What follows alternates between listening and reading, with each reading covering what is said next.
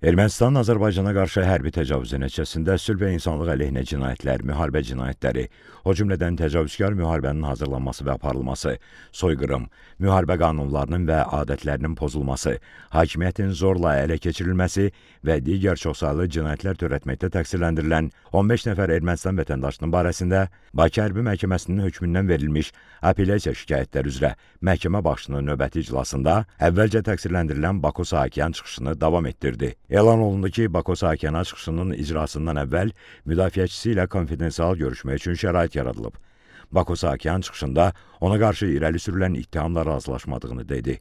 O, birinci instansiya məhkəməsinin hökmünün ləğv olunmasını və bəraət hökmünün çıxarılmasını xahiş etdi. Qeyd edək ki, ötən məhkəmə iclasında Bako Saakyanın hüquqlarını qoruyan müdafiəçilər də çıxış edərək apellyasiya şikayətinin təmin olunmasını, təqsirləndirilən şəxsin barəsindəki Bakı Hərbi Məhkəməsinin 5 fevral 2026-cı il tarixli hökmünün ləğv edilərək bəraət hökmünün çıxarılmasını xahiş etmişdilər. Xatırladaq ki, Bako Saakyan Bakı Hərbi Məhkəməsinin hökmü ilə 20 il müddətinə azadlıqdan məhrum olunub. Sonra təqsirləndirilən David Manukyanın müdafiəçiləri çıxış edərək hüquqlarını qoruduqları şəxsin barəsində bəraət hökmünün çıxarılmasını xahiş etdilər.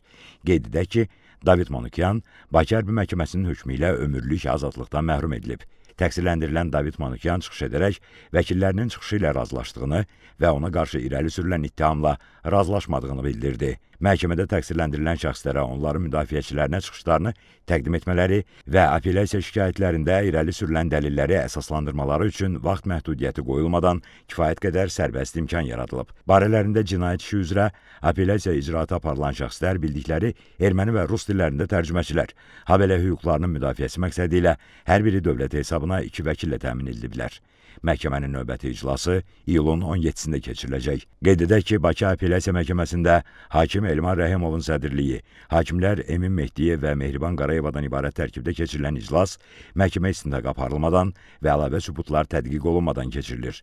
Təqsirləndirilən Lyobov Nasakanyan, Arayik Harutyunyan, David Manukyan, David İşxanyan və David Babayan Bakı Hərbi Məhkəməsinin 5 fevral 2026-cı il tarixli hökmünə əsasən ömürlük azadlıqdan məhrum etmə cəzasına məhkum ediliblər. Digər təqsirləndirilən şəxslər isə müvafiq olaraq 15 ildən 20 ilədək müddətinə azadlıqdan məhrum etmə cəzasına məhkum ediliblər.